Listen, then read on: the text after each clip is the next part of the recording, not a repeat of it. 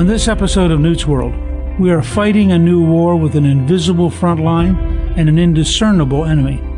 The enemy can strike us at any time, without warning, and we aren't doing enough to fortify and protect ourselves.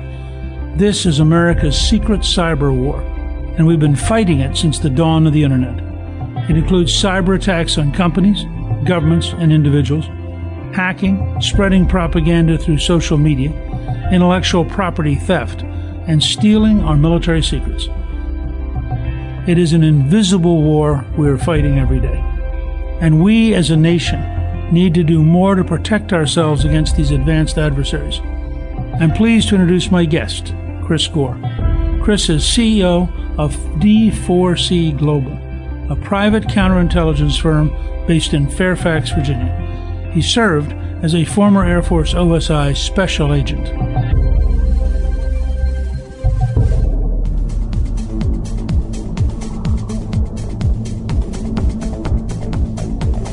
We really underestimate the amount of criminal involvement in cyber because many companies just pay them off and stay quiet because they don't want the publicity that they can be penetrated. Is it your impression that there's probably actually more cyber crime than we know about because there's a substantial pattern of not reporting? If you have the ability to get onto a network, whether it's a corporate backbone where there's data or a power grid to steal information, you have the ability to cause damage. So it's just a matter of intent to change from stealing to destruction. I can take you all the way back to 2004 when I was investigating the intrusions around the Joint Strike Fighter, which is the largest contract in the history of DoD, thousands of subcontractors. It's being targeted all over the place. And at that time, there was no requirement for defense contractors to report to the government that their unclassified networks were compromised. And so we had to change policy and the federal acquisition requirements and all kinds of things. And that kind of shift hasn't happened in the rest of the sectors in America. So the financial sector and those type of things don't have the same type of reporting requirements. And I am personally familiar with a number of cases where corporations have been hit with ransomware, have paid the ransom, have brought in professional cybersecurity firms to negotiate with the bad guys and pay it and then move on as if nothing has happened. Some of these are substantial ransoms. And so there's definitely no motivation for the bad guys to stop. American society is completely unaware just how bad the criminal elements are taking a lot of money from people. If you had to guess, what percent of this is criminal, what percent's government, and what percent of it is just individuals jerking around as a hobby? There are different types of things happening. When you see ransomware that's happening and organizations being blackmailed where they'll go in and they'll encrypt all of their servers and then basically you have to pay a bunch of Bitcoin to get your stuff undone, that is, in most part, a criminal enterprise. But it can also blend into state-sponsored enterprise. The North Koreans are kind of considered for doing this to try to increase some revenue because of all the sanctions. I would suggest that any of the targeting U.S. intellectual property that's been happening over the last, 5, 6, 7 years, to the tune of some government reporting $300 billion a year in losses of intellectual property, that when you're going after a Lockheed Martin or a Northrop Grumman or a Caterpillar, those require substantial capability to defeat those organizations. That is state-sponsored. The criminal stuff is going after your money and the blackmail. And then your individual in the basement can kind of weave in between there. There was a report of the teenager that compromised the director of the CIA's home account. That does happen. You do get some activist groups. Anonymous will do some things, and those may be kind of politically motivated, and they're doing it more to, put a message up on a website, those type of things. So most of the lower-level script kiddie, if you will, are defacing websites and that type of thing. The criminal enterprises are getting in and trying to go after money and doing blackmail. And then the state-sponsored organizations are stealing our trade secrets and then positioning themselves from an order of battle perspective to have that strategic surprise. So knock out the lights. Can they shut down the FAA? Can they hurt NASDAQ? Can they do those type of things that would kind of cause a lot of turmoil for us? That's the way I would kind of outline a tiering thing. So that in a sense, this is the new cyber mafia. and represents a totally different set of skills and a much higher profit margin than the traditional crimes. Agree. 10 years ago, the moneymaker on the cyber side was you would steal data, and then you had to go find an information broker to sell the data to, or you would create the actual exploits and sell those. So a 0-day right now can get you about $1 million. A good one, like if you can get through Windows or get on an iPhone or something like that. But if you're going to go hit a corporation and you're going to hit them for $5 million in Bitcoin, and you can use that same tool that you use against them and hit 5 more companies, and now you're at $25 million of somewhat untraceable the way this is being done, because it goes through multiple iterations of different cryptocurrency providers and whatnot. It's a challenge for law enforcement. There have been United States municipal, city, and state police departments that themselves have been hit with ransomware and paid the ransom. It's a part of kind of a cyber hygiene issue on our side, where we're not backing things up as much as we should. We're not really preparing our communities and our organizations for the threat. And then it's very, very difficult once you've been hit with that stuff to get your data unlocked. The interesting thing about this is, for the most part, the criminals, there is some honor there. Like, once you do pay, you do get your stuff back. Very rarely does it not work out that way. Because within that criminal subculture, if you get a reputation for not following through with releasing the holdings, then they would expect that they wouldn't be paid in the future. So they want to keep that faucet on by honoring the bounty. Sony produced a movie that made fun of Kim Jong-un, and they promptly had a cyber attack on Sony. I think everybody agrees it was the Koreans, but it's really hard to track down and prove it's the Koreans. And isn't that one of the problems, that you can have these attacks and really not know precisely where they're coming from? It is definitely one of the challenges. To some degree, there are elements with the intelligence community that have better visibility and understanding than others, and in some cases, it's still unknown. The other challenge with this, if you're utilizing criminal elements or you're supporting them, and you kind of give yourself that plausible deniability, whether it's the Russians or the Chinese or the North Koreans or the Iranians, if you can cause that doubt, that distance between an actual organized, wearing a uniform group like you had in the GRU, I think most people in the community would agree are still under the control or supported by the government, is an issue. But even more so from a political will perspective, what happens when you actually do attribute it to the Russian government or the Chinese government or the North Koreans? The ability to dissuade them from doing something like that is also a challenge, both from a political will to do it and then what you actually do. So it's a problem across multiple elements of national response after you even understand who did it, which is still a problem. How far would you go in responding? For example, in response to Sony, should we have tried to take down the North Korean system? And even if we had, given how little electricity they use, would they even have noticed it? We have the ability to be surgical as well. So maybe the response is, if we have attribution or a strong enough agreement within the community, the intelligence community, maybe the effect is to neutralize the cyber capability of the people we believe are doing it, whether it's going right back after their machines and the quote-unquote hack back. Taking out the infrastructure that they're utilizing is a tactic that can be done and has been done from law enforcement. So if you look at how botnets are being done and some of the criminal enterprises, there are coordinated efforts with Interpol and others to go take down botnet servers and controllers. And some of that infrastructure takes a long time to build, millions of dollars in investment to get this stuff staged out, and taking that down dramatically impacts the bad guys' operations. That is something that can be done. Maybe it needs to be a little bit more public so people understand that this is happening. In some cases, the United States government is aware of more than the general population, as you would expect, on a lot of things. So do they have capability to do things? Does NSA and Cyber Command have the ability from a cyber perspective to disrupt and engage, and in some cases destroy cyber targets? Absolutely. Do they have the political backing or charter to do that? That's where we're not there yet.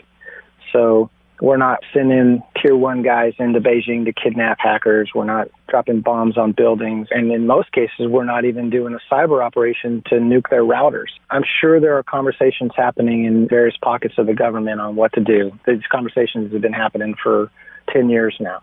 And we definitely have the capacity to do things. From my perspective, when I was in the government as an operator doing these type of things, the only thing we were lacking was the political will to do it. That's the threshold. If the military is ordered or given a green light, they have the capability to do a lot of things in various stages of escalation.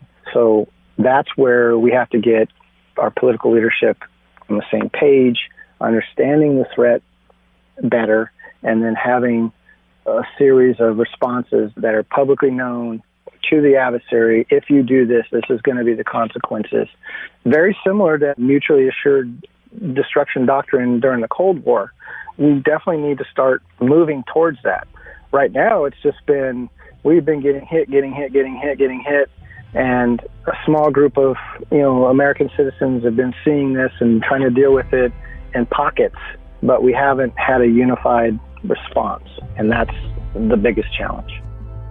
Next, a data breach in the Office of Personnel Management leaks the personal information and fingerprints of millions of federal employees.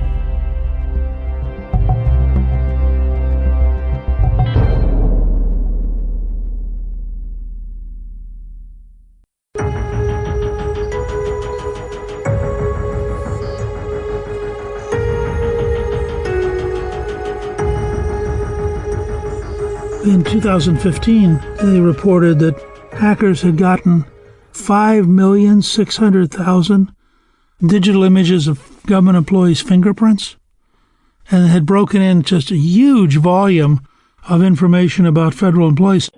That breach, the Office of Personnel Management and all of the kind of the background records for security clearances was a strategic hit.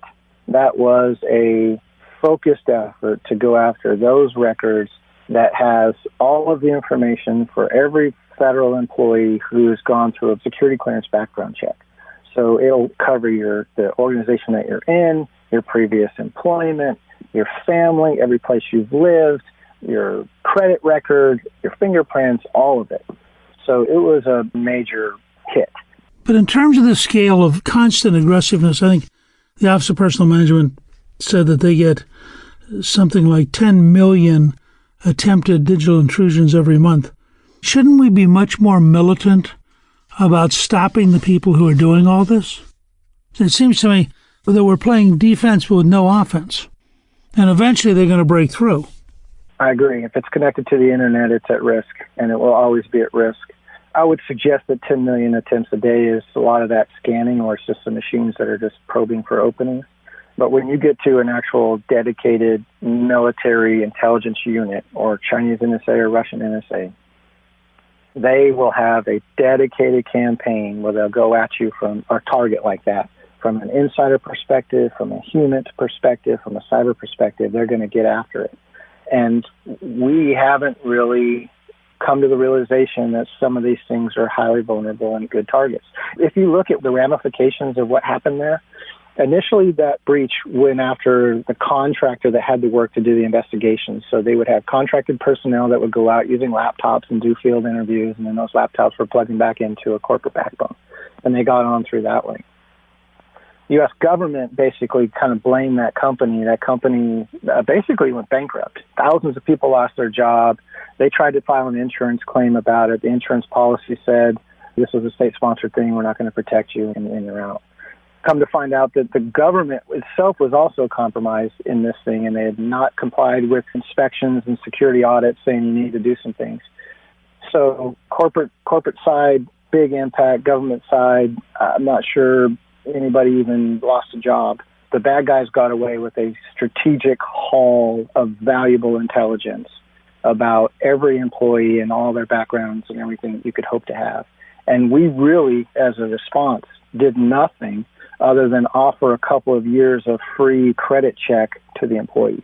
So I completely agree with you that we need to start changing our mindset and how we're responding to some of these things, because there is no fear, there is no cost of doing business from their side, There's no ramifications for things like this. As I understand it, in terms of intellectual property theft, which is a different kind of problem, there was one report that China may account for as much as 87% of the counterfeit goods that are seized coming into the U.S. Doesn't this almost have to have the backing of the government of China to be on this scale? 100%, as far as I'm concerned. I mean, they control the internet. They control your access in and out. I could tell you a story all the way back in 2001. You may recall that there was a Navy P-3 surveillance plane that was flying along the coast of China. China sent up 2 fighter jets to shadow it, and they ended up, clipping wings, and we had to land our Navy plane on the ground, and it was a big kind of international incident. That kicked off a round of kind of patriotic hacking between the U.S. and China. And on our side, the FBI and others kind of tried to track our guys down and tell them to stop. On the Chinese side, they started to kind of watch this, and they saw that these patriotic hackers were going against the U.S., and they were allowed to continue. That created your first generation of what the Chinese call big bulls, or like the strong hackers. And they started their own little hacker organizations, and then 10 years later, in 2011, they literally had kind of a 10-year anniversary award ceremony for these groups, and it was held in a Chinese Communist leadership cadre facility. It had tacit approval from the government. So without a doubt, these groups that are going after intellectual property, and we're talking hundreds of terabytes of data over the course of a couple of years that have been taken. I think the Mandiant report that talked about 61398, the military unit that the FBI did indictments on, they were talking about hundreds of terabytes in weekly spans. And that's just one unit. So when you start talking about hundreds of terabytes, I don't think people understand what that really looks like. 15 terabytes, if you were to take that and print that out, that would equate to every piece of printed material in the Library of Congress. And you're talking hundreds and hundreds of those. So it's a massive amount of information that's been taken, and the Chinese are experts at recreating through imitation. So not only are they doing counterfeit goods for purses and shoes and T-shirts and those type of things, but they're also creating weapon systems. They've created the J-31, which looks and flies exactly like the F-35 Joint Strike Fighter. They have a drone that looks just like our Predator. They're selling it in Africa and the Middle East. They've taken our technology, they've created it themselves, and now they're moving into the market and they're competing against us. So not only from commercial goods, but from weapons of war as well. So there's a Commission on the Theft of American Intellectual Property, which made a report in 2017.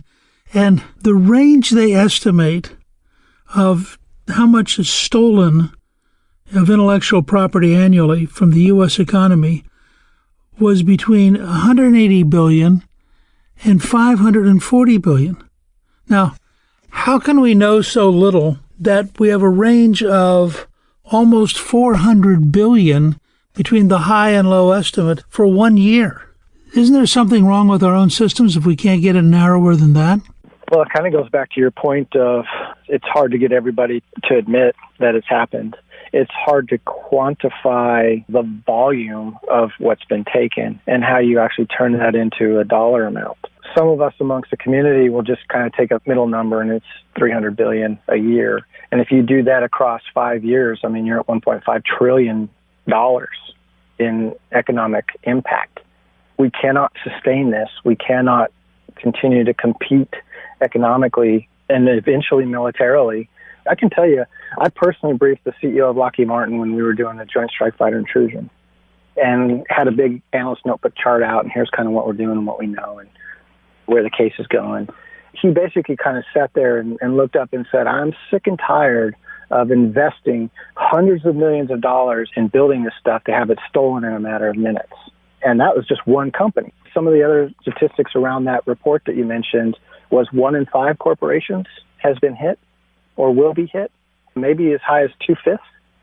So that's a massive amount of intrusion, and then being able to quantify it. So let's say you did. Let's say you actually said, we're narrowed it down. We can tell you it's $350 billion. The question is, then what?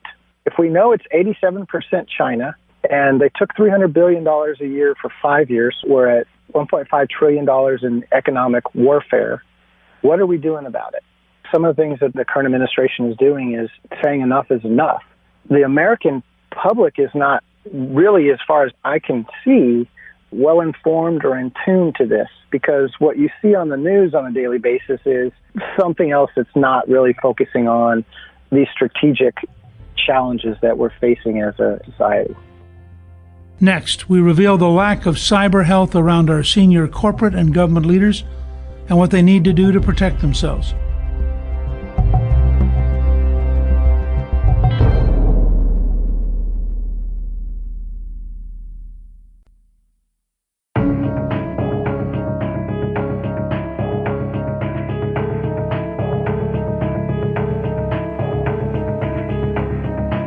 Chris, since there's a growing pattern of going after individuals and their home systems, etc., what advice do you have for people who want to deal with the cyber threat in a way that's effective for them as individuals?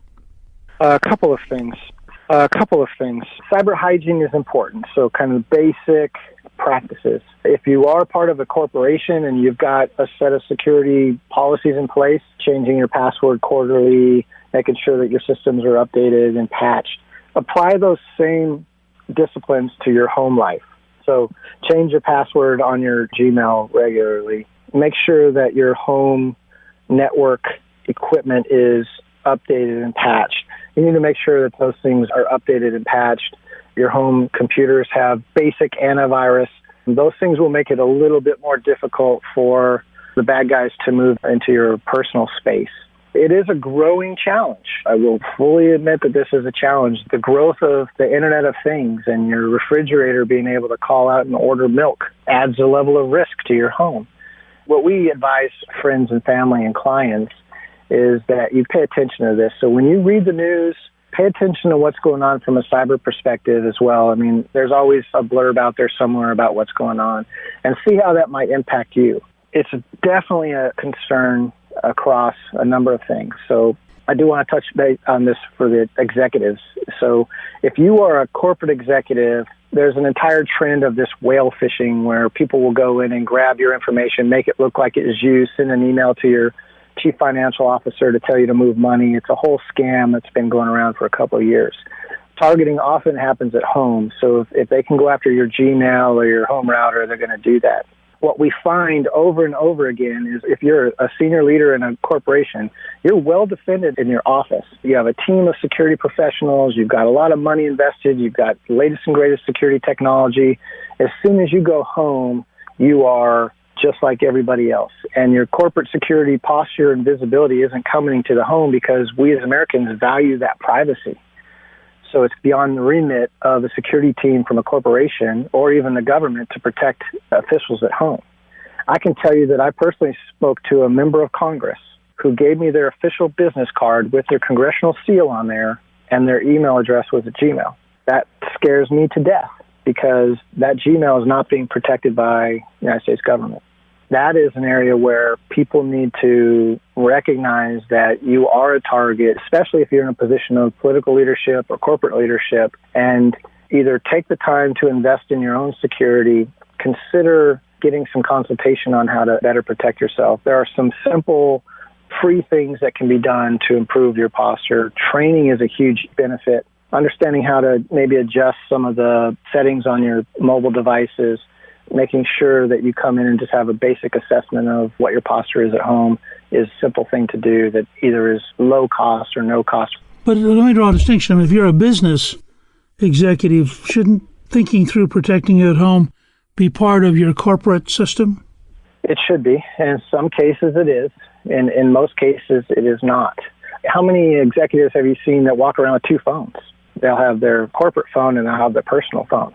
I've seen communications in the kind of the cyber underground, the deep and dark web, where people are offering bounties for executives' personal email addresses and personal phone numbers. Why? Because that's what they want to target. I've seen kind of dialogues happening about if I'm a hacker, why would I attack the general on his .mil account when he's protected by literally an army of cyber defenders when I can attack the general on his AOL account where he's got no defenses other than AOL. And AOL is not going to be able to stop what's coming. There's been recent reporting that 300 to 700,000 home routers in the United States have been compromised by a suspected Russian hacker group. And so that's moving away from corporate enterprise and businesses into the home space. That's an extremely troubling potential where there's definitely a lower security posture in the homes. So when you start to look at global operations from a cyber perspective, and you're talking about Russian NSA or Chinese NSA, they have the ability to go very surgical right after an individual, or step back and try to have 1,000 points of light or 1,000 points of presence or 1,000,000 points of presence around the world to help them with their SIGINT operations. When you start talking about 1,000,000 points of presence, how much of that's done just by using automatic devices, whether they're bots or other things that self-propagate? A lot of it is initially. So there'll be a scanning of the internet, constantly looking for unpatched machines and vulnerabilities, and then they'll have a library of exploits when their machine is scanning across Western Europe or across North America, and they find an IP address that's reporting back that it has a port open or a vulnerability, then their exploit library will just compromise that system, and then they can take control of it and move on to the next one. That is kind of the regular general noise that's happening on a daily basis, which is what a lot of the cybersecurity industry is kind of dealing with, where you're constantly having to update and patch your machines and make sure your firewall is up to date and your antivirus is good. Criminals can do that. State-sponsored organizations can do that. Teenagers in their basement can do that. But when you start to move into the higher order advanced groups, state-sponsored with national level backing and funding, and they're creating 0 days, which is an exploit or a piece of malware that has no signature. So the way most antiviruses work is they're based off of a signature. So it has to know that this is a malware. It creates a fingerprint for it, and then it can look for it some other place.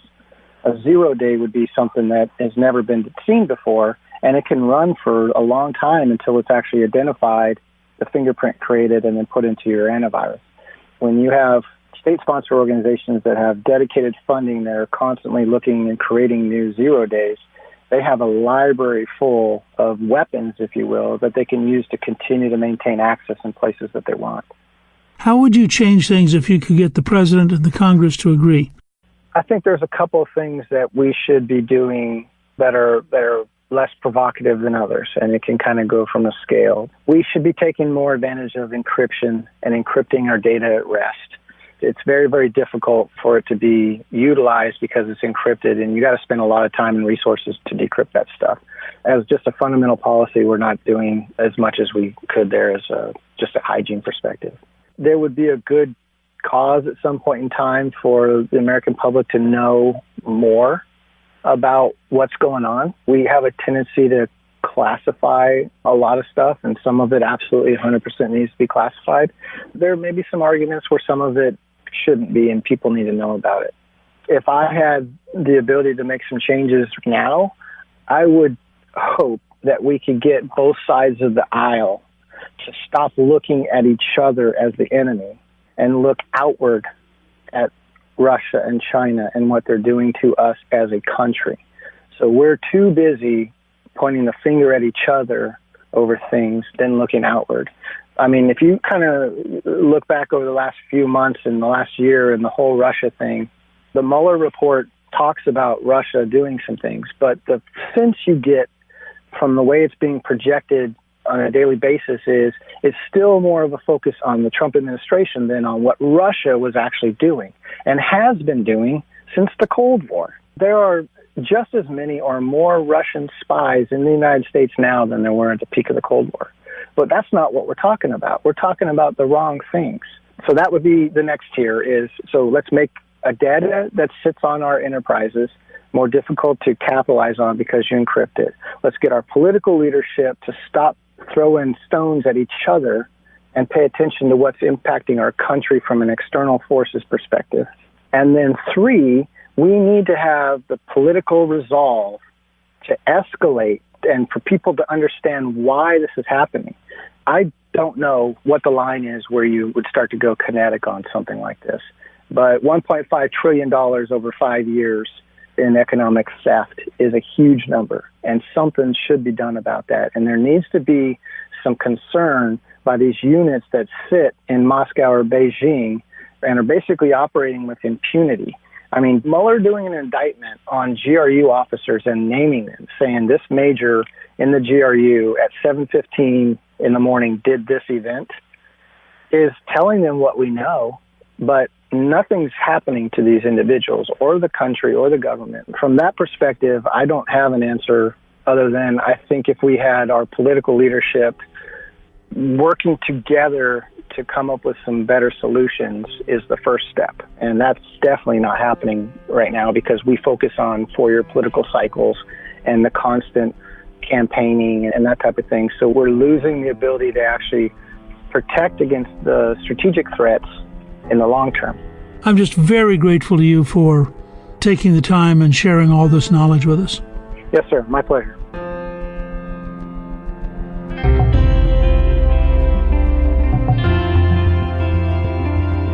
Thank you to my guest, Chris Gore. You can learn more about America's secret cyber war on our show page at newtsworld.com. The Westwood One Podcast Network.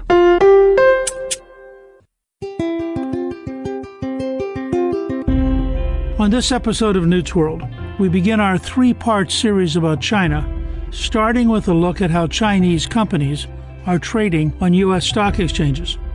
But is their market value really what they say it is? My guest today will tell you about their experiences investing in these Chinese companies and about their inflated valuations and the shell game they are playing on American investors. I'm pleased to introduce my guests, Dan David, founder and CEO of Wolfpack Research, and Ray Snyder, an American investor who lost part of his retirement savings on Chinese investments. This is China's con game. May the buyer beware.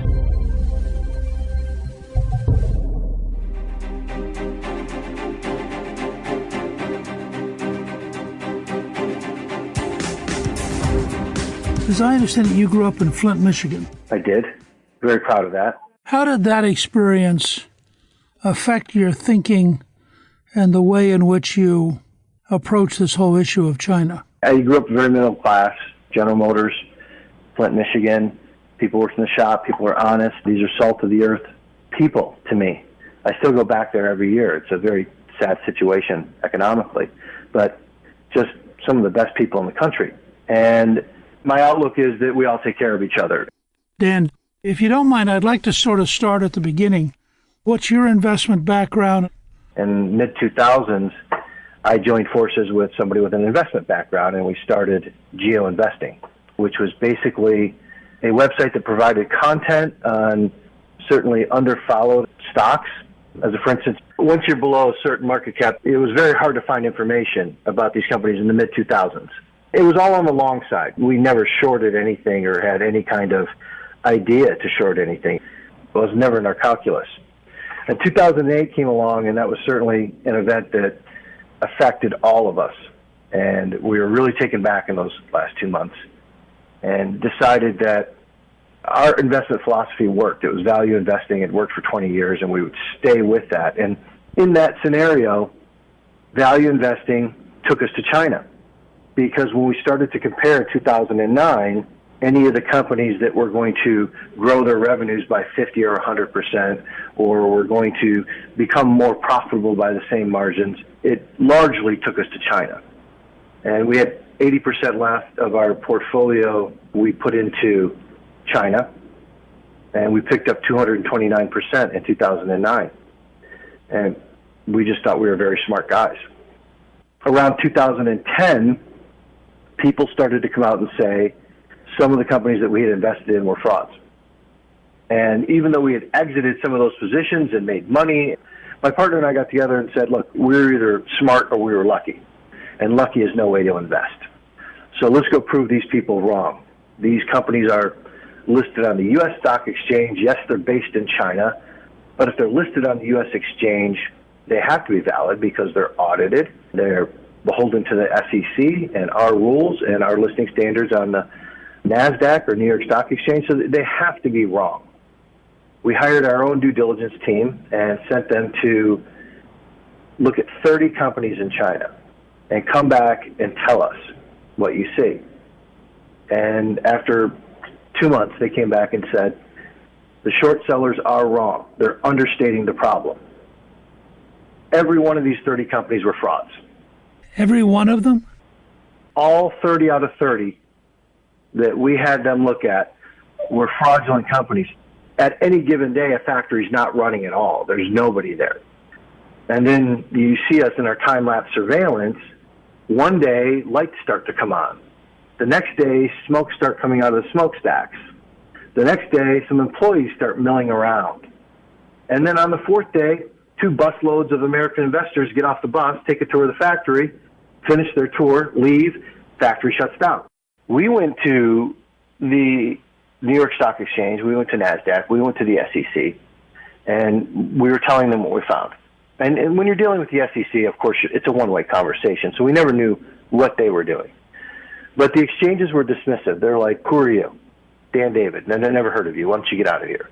We went to the investment banks who were taking 10% of these transactions, right? So every time they raise money from American investors, call it $50 million or $100 million, they get 10% of this transaction. And they would always tell us that we vet these companies in China. We go look at them. We earn this 10%. It's not just paperwork. Okay. So we went to them and we said, look, you're getting it wrong. These are frauds. I'm sure you want a better product than this. Let us help you with your due diligence so that you're not putting these fraudulent companies on the U.S. exchanges.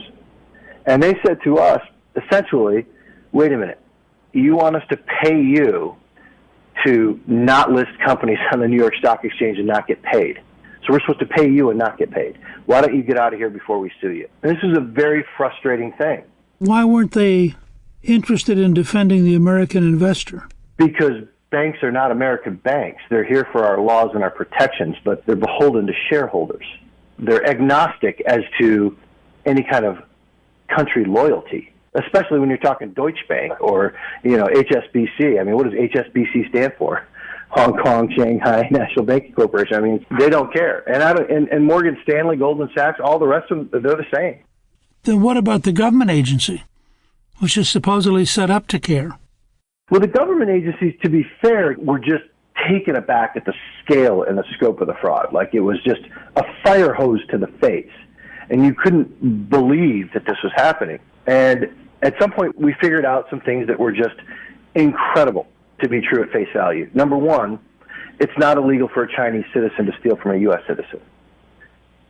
So if these CEOs of these China-based companies listed on our exchange, and this answers your original question, who got the money, it'd be the CEO or the executives in China.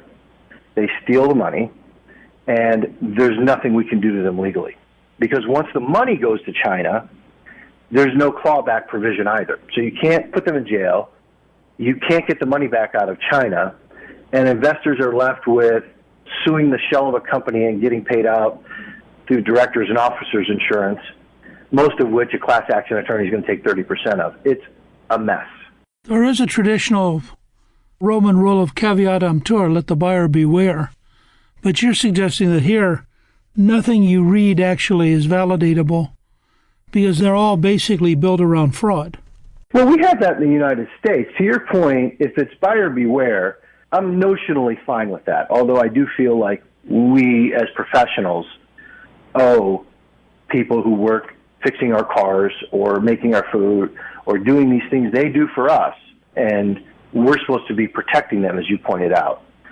Having said that, we have pump and dumps here in the United States that are fake companies and things of that nature, but what the American people aren't aware of, those people can go to jail when they're caught. Those people will pay a fine. Those people can be notionally held accountable. What investors here in the United States aren't aware of is that being audited by a top 4 auditor means nothing at all if it's in China. Because if that auditor's wrong, they have all kinds of disclaimers saying, hey, we're only giving you the information management's giving us. And management can lie, cheat, and steal and not go to jail and keep the money. Now, who here in the United States was aware of that? When you say that in the investigations you guys did, 30 out of 30 companies were fraudulent, that's kind of breathtaking. There are many, many more. There are hundreds. As it turned out, those are just the first 30 we looked at. And I will tell you, the first 2 critical reports we wrote, we'll put out this information for free. And investors will love us, and they'll come pay for our information, our due diligence. But investors basically chose to see us as short sellers anyway. Even though we said we didn't short it, and we didn't. If you're going to write negative information, you're a short. And they weren't buying our research, and neither were the investment banks, who really should have been buying it. So from then on, we started shorting. When I call the investment banks or I talk to anybody or the auditors, or they take my calls now. I mean, we've made millions. And the reason the China hustle got made is because at some point I realized that the money that we're making comes from my neighbors and my family and fellow Americans, because they're not made whole once that fraud is exposed.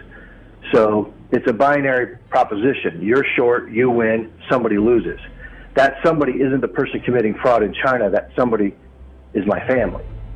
And that's why we started lobbying Congress.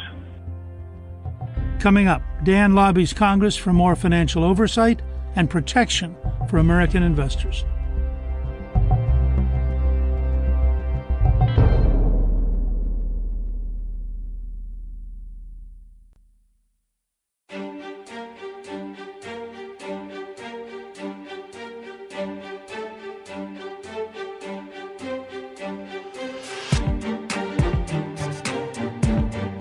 So what kind of reaction have you gotten so far? It was very slow. I started in 2014 lobbying Congress, and it was a very tough thing for me to see as a Mr. Smith Goes to Washington. There were some very intellectually challenged members of Congress where it came to finance, and they were asking me what they should do. The truth is, you know a lot more about it than they do. It's not totally irrational to say to a guy who's spent years studying it, so how would you solve it? I wasn't an expert on policy, though. You know, I could point out that, like, here's what you don't know. Even the members of Congress didn't know that it wasn't illegal for somebody to lie, cheat, and steal in China and not be held accountable here in the United States. But, you know, I, as an investor, wasn't aware of what the laws were, what the policies were, and things of that nature.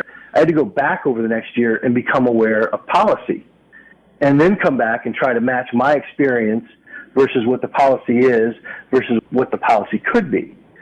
So I did end up doing that in 2015, and I started offering solutions. And one of the most basic solutions that I offered, I mean, obviously there's the nuclear option of delisting these companies, and everybody just kind of just sat back and said, oh, no, we'll never do that.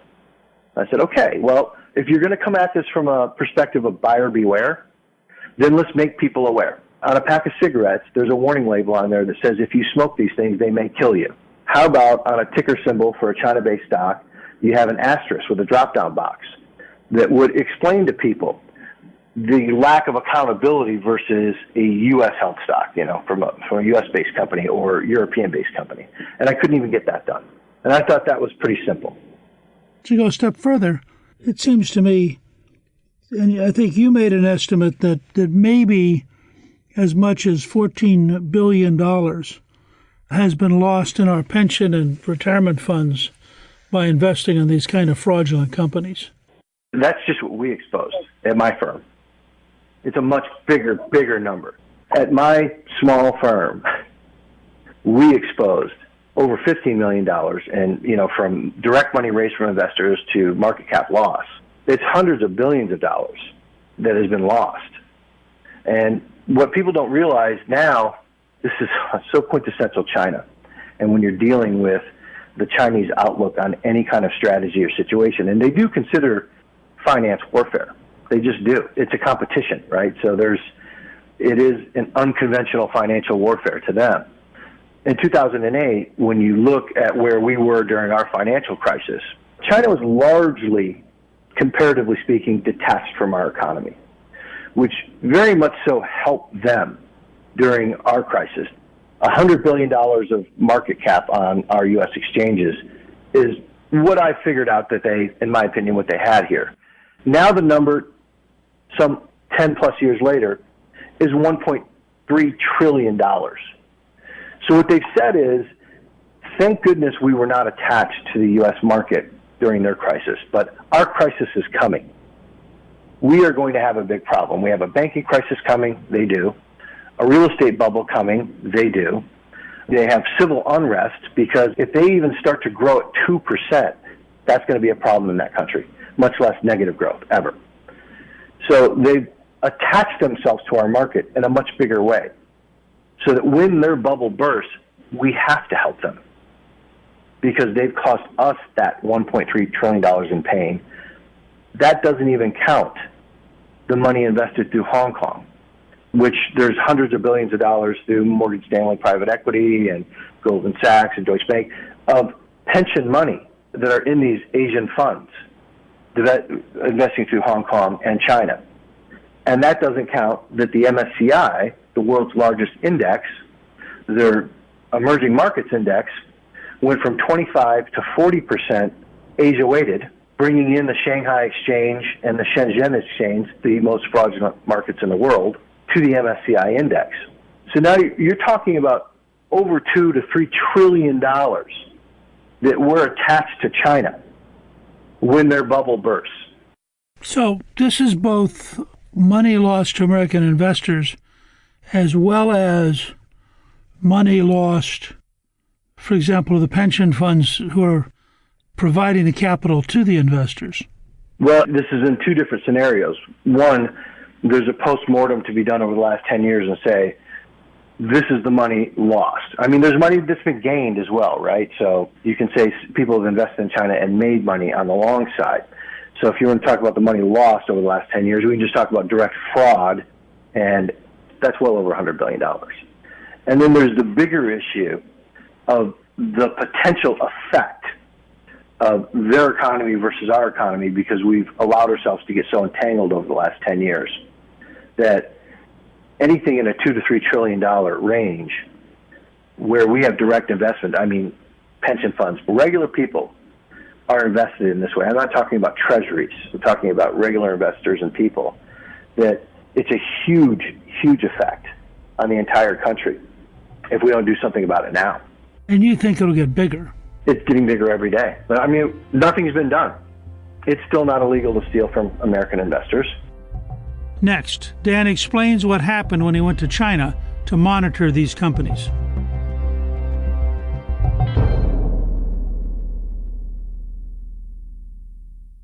Hi, this is Newt Gingrich. After I served as Speaker of the House, I opened my own business, Gingrich 360. As a small business owner, I am profit-focused, and budgeting income, staff, marketing, and sales is key to my success. As the adage goes, you get what you inspect, not what you expect.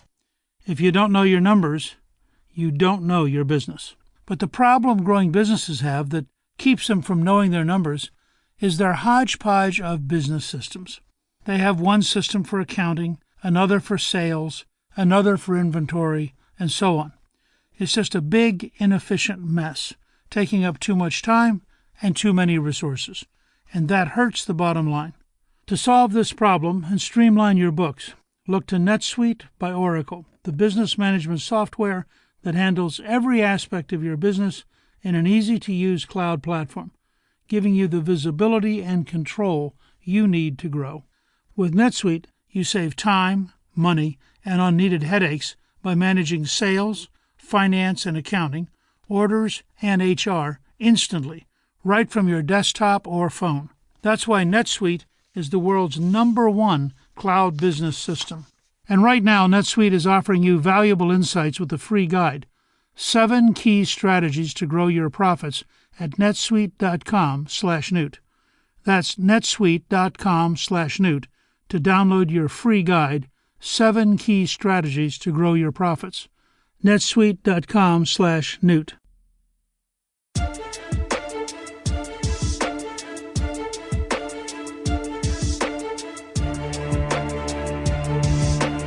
You can't criticize companies in China. There's no such thing as freedom of speech. There's criminal defamation, not just civil defamation. There's criminal defamation. They put one of our investigators in jail for 2 years because we wrote a report. He didn't write it. He just reported back what he saw, but they couldn't get to us. So they picked him up, put him in jail for 2 years on criminal defamation. His trial took 15 minutes, and during the trial, the offended company, the attorney, was allowed to work with the prosecutor during the trial. It was a farce. It's rather a different system, isn't it? It definitely is a different system. There has to be justice reform. And that is the big mistake, is we allow them in the WTO with promises of reform. And if you don't have justice reform, then you're never going to have this kind of ability to invest in the number 2 economy in the world. They're not an emerging market anymore. You're number 2 economy in the world. And no justice. You can't change a way of life in that country without entirely changing the system, and even then it's going to take time. In China, in a communist country, it was a communist country. They were always hiding money. They needed to hide money. If you didn't hide money, the government took it. So they've got this whole outlook that maybe is changing a bit with a new generation, let's hope, but it was always about presenting 3 sets of books, right? You had the books you gave the government, the books you had for your business, and the books you showed your wife. That's the joke in China from the CEOs. It was always about corruption. So if you weren't corrupt, you couldn't survive. No, you could not. And what was very interesting, what's still the case in China, and China has this very circular outlook, right? Their family is a circle, and that's the strongest circle. And outside of that, their local community is a circle in their province and their country. And they will not break that circle, largely. So what I mean by that is when we've investigated companies in China that are fraudulently raising money here, a lot of times the way this happened, because I say one of the frauds that we exposed was a large chicken farm operation, right? So, and that was $50 million. A Chinese chicken farmer doesn't wake up one day and know how to defraud the U.S. capital markets. They're taught how to do it by us. Make no mistake, we have traders among us for money. And they'll go to this operator in China and say, how big is your business? And they'll say, well, okay, imagine me holding my hands together small. It's this big. How big do you want it to be? And they'll say, well, make it bigger, hold your hands out further. And say, okay, all you need to do is come with me to the United States and say your business is already this big. And then we're going to get you the money, and you'll have that money to make your business bigger. Nobody gets hurt because you'll be that big in the end the way the American investors expect you to be, even though we're lying in the beginning. And that's how they kind of co-opt them. And you can't go to jail, and whatever happens, even if you get caught, it's not going to be a problem. The flip side to that is they're raising that money to make their business bigger, so they're going to hurt somebody in their local community that competes with them, right? They're going to get bigger. Their competition would get smaller, notionally thinking. If you go to that competition and you say, do you know what your competition is doing in the United States? They're lying, cheating, and stealing from American investors to make their company bigger and put you out of business. Why don't you work with us and come out publicly and talk about how they're lying? They will not do it. They'd rather go out of business. And is that because the state will punish them? The community will punish them. They'll be a pariah in the community. You just don't do it. It's their own kind of omerta. I don't know. I mean, you would think that if Firestone is lying about some of their tires and pricing and rubber and things of that nature, that Goodyear would be happy to say, you can't do that, and publicly talk about that. That will not happen in China. They'll go out of business before they tell on one of their competitors. What are you doing now? I understand you've created a new company.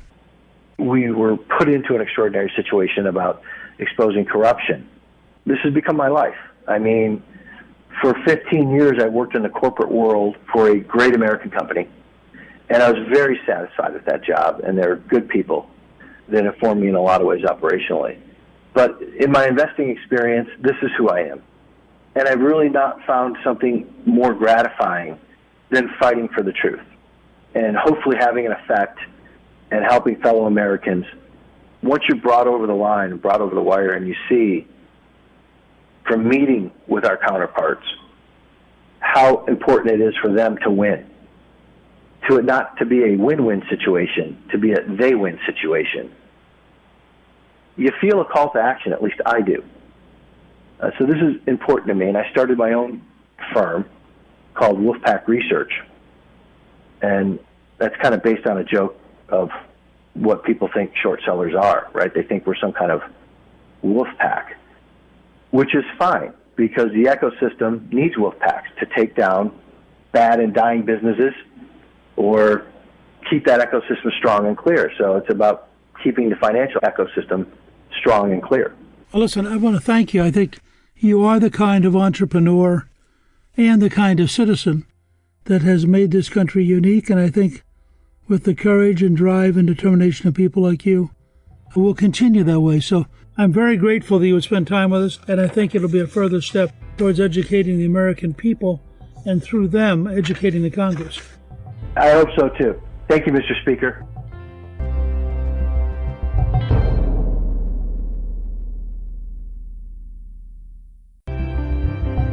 On the next episode of Newts World, we're continuing our 3-part series on China, exploring what it's like to live in modern-day China in a communist totalitarian society.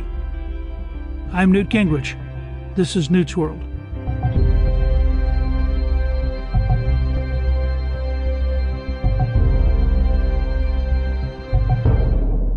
The Westwood One Podcast Network.